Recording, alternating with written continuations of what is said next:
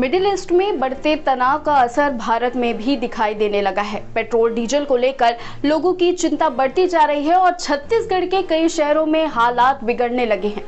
बीते दिनों नरेंद्र मोदी ने देशवासियों से पेट्रोल डीजल का कम इस्तेमाल करने और पब्लिक ट्रांसपोर्ट अपनाने की अपील की थी। पीएम मोदी की अपील के बाद कई नेताओं ने अपने काफिलों में गाड़ियों की संख्या कम करने का ऐलान भी किया है। लेकिन छत्तीसगढ़ में अब पेट्रोल पंपों पर ही तेल की किल्लत देखने को मिल रही है। रायपुर, बिलासपुर और बस्तर समेत कई शहरों में सप्लाई प्रभावित होने से पेट्रोल पंप सूखने लगे हैं। जानकारी के मुताबिक रायपुर जिले में बुधवार को करीब 20 पेट्रोल पंप बंद रहे, जबकि 30 से ज्यादा पंपों में ड्राई जैसे हालात बन गए।